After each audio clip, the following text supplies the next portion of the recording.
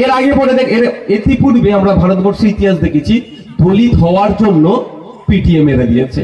কদিন আগে সাউথ ইন্ডিয়াতে দলিত বাড়ির একটা ছেলে ইঞ্জিনিয়ারিং পড়াশোনা করছিল, তাকে মারধর করে উচ্চবর্ণের দ্বারাই তাকে তার পিচ্ছাপ খাওয়াতে বাধ্য করেছে, শুধু দলিত হওয়ার জন্য, পিছড়ে বর্গের হিন্দু হওয়ার জন্য। ঘটনা ঘটেছে আদিবাসী হওয়ার জন্য পিটিএ মেরে দিয়েছে উচ্চবর্ণরা, মুসলমান হওয়ার জন্য মিথ্যা অপবাদে গোবংশ খেয়েছে, এইভাবে পিটিএ মেরে দিয়েছে। কিন্তু ভারতবর্ষের ইতিহাসে রেকর্ড ছিল না যে হিন্দু হওয়ার জন্য জঙ্গি এসে তাকে গুলি করে মেরেছে। এখানে প্রথম। এর আগে অনেক প্রধানমন্ত্রী ছিল, বিজেপির প্রধানমন্ত্রী ছিল অটল বিহারী বাজপেয়ীজি, তার আমলেও কিন্তু হিন্দুকে দেখে জঙ্গিরা গুলি করে মারেনি, অর্থাৎ তাদের সাহস পায়নি। তাহলে যে নিজেকে হিন্দু হৃদয় সম্রাট বলে প্রতিষ্ঠিত করতে চায়, যে বিজেপি হিন্দুদেরকে রক্ষা করব বলে ক্ষমতায় আসলো, যে বিজেপি হিন্দুদের কাছ থেকে ভোট এই জন্যই চাইলো যে তারা হিন্দুদেরকে রক্ষা করবে, সেই বিজেপির আমলে 26 জন হিন্দুকে দেখে দেখে খুন করলো। এই বিজেপির তো এতদিন দল থেকে পদত্যাগ করা দরকার প্রধানমন্ত্রীর, এবং দেশ পরিচালনার দায়িত্ব ছেড়ে দেওয়া দরকার। এই প্রশ্নটা করবেন না? আমার হিন্দু ভাইদেরকে দিয়ে বলাবে, বিজেপি যারা নেতা আছে তাদের কাছ থেকে উত্তর চাইবেন। এই কংগ্রেস তো এতদিন বলেনি যে পার্টিকুলার কোন ধর্মের মানুষকে রক্ষা করব, তার আমলে এই ধরনের ঘটনা ঘটেনি।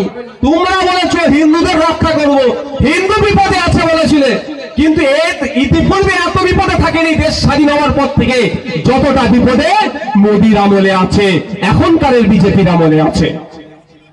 আমি বারবার বলে এসেছি, হিন্দুদের রক্ষা করবার কথা বললেও আপনার আমার এলাকার যিনি হিন্দু মানুষ আছে জিজ্ঞাসা করুন, 10 বছর আগে যার ব্যবসা যতটা ছিল এখন কলোনিতে চলে যাচ্ছে, কিন্তু বিজেপির নেতাদের ছেলেগুলো দেখুন আইসিসির টপে চলে গিয়েছে।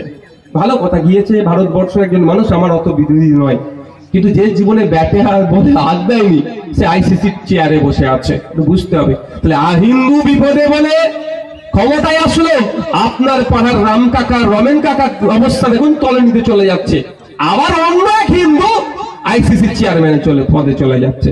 লাভটা কার হচ্ছে? রাজনীতি করা হিন্দুর লাভ হচ্ছে, আর ভোটার হিন্দুর ক্ষতি হচ্ছে। 2011 সালে দিদিমণি আপনাকে আমাকে ভুল বুঝিয়েছিল, কি বলেছিল? যে ক্ষমতায় নিয়ে আসো, মুসলমান বিপদে আছে, মুসলমানের শিক্ষা, স্বাস্থ্য, কর্মসংস্থান, সাচার কমিটির যে সুপারিশ, ওয়াকাফ যে সম্পত্তি বেহাত হয়েছে সব উদ্ধার করে দেবো, বলেনি ভাই? এখন কি দেখছেন? উদ্ধার হয়েছে? আপনার এলাকার মুসলমান যারা আছেন এখানে বুকে হাত দিয়ে বলুন তো, 2011 সালে যে জায়গায় ছিলেন তার থেকে খারাপ জায়গায় না ভালো জায়গায় আছে? বলেন। খারাপ জায়গায় আছে। সব থেকে বড় খারাপ জায়গায় কি বলুন তো? আজকে হিন্দু মুসলমানের মধ্যে রেষারেষি ঢুকিয়ে দিয়েছে এই মমতা ব্যানার্জি।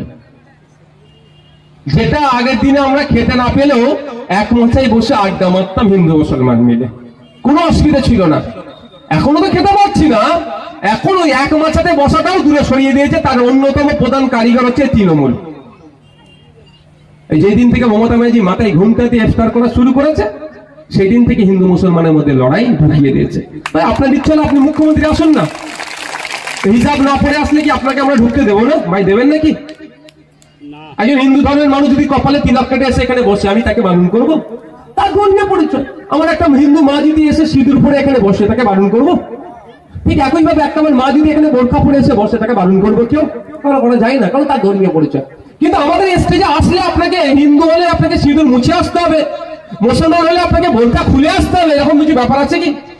এটা করাই মানেই জানবেন ধর্ম, এটা ধান্দাবাজি কিছু চলছে, কিছু ধান্দাবাজি চলছে। তো হিন্দু মুসলমানের মধ্যে বিভেদেরা বেশি ঢুকিয়ে দিয়েছে।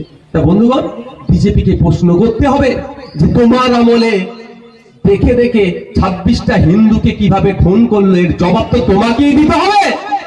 এর উত্তর না দিতে পেরে উত্তরাখণ্ডের একজন গরিব মুসলমান ভ্যান চালককে ধরে টানাটানি করছে, কোন মুসলমান চা দোকানদারকে, কোন মুসলমান রং মিস্ত্রিকে, কোন মুসলমান ভ্যান চালককে, এরা সারা ভারতবর্ষ ধরে জুড়ে ধরছে, তাদের অত্যাচার করছে।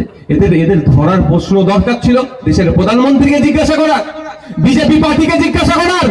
এরা সেটা না পেরে গরিব মুসলমানদের উপরে অত্যাচার নামিয়ে আসছে। যতদিন যাবে এটা এরা করবে কারণ ব্যর্থতা ঢাকার জন্য। এরা বলেছিল 2 বছরে 2 কোটি চাকরি দেবো বিজেপি, 2 কোটি চাকরি তো দূরের কথা, 2 লক্ষ চাকরি দিতে পারেনি। সব কটা প্রতিশ্রুতিরা ব্যর্থ হয়েছে। এরা যে কথা বলেছিল সবটাই ফেল হয়েছে। এই ফেলের হাত থেকে বাঁচতে গেলে কি করতে হবে? হিন্দু মুসলমানের লড়াই লাগিয়ে দাও। আমাদের সজাগ সতর্ক থাকতে হবে, আমাদের আওয়াজ তুলতে হবে, দেশের প্রধানমন্ত্রীকে দায়িত্ব নিতে হবে, দেশের স্বরাষ্ট্রমন্ত্রীকে দায়িত্ব নিতে হবে যে আগামী দিনে আমাদের দেশে এই ধরনের কোনো অরাজকতা হবে না, কোনো সন্ত্রাসবাদী হামলা হবে না। এই দায়িত্ব আপনাদের নিতে হবে এবং পাকিস্তানকে বলিষ্ঠ কণ্ঠে উত্তর দিতে হবে যে আগামী দিনে আপনার দেশ থেকে কেউ এসে আমাদের দেশে ঢুকে নোংরামি করবে, তাহলে কিন্তু আমরা আর ছেড়ে কথা বলবো না। এটা আমার দেশের প্রধানমন্ত্রীকে পাকিস্তানের প্রধানমন্ত্রীকে বলতে হবে। এটা বলতে পারে না, এরা বিরিয়ানি খেতে চলে যেতে পারে। দেখছেন না বিরিয়ানি খেতে চলে যাচ্ছে, মাঝরাতে চলে গিয়েছিল পাকিস্তানে। দ্বিতীয় যেটা আছে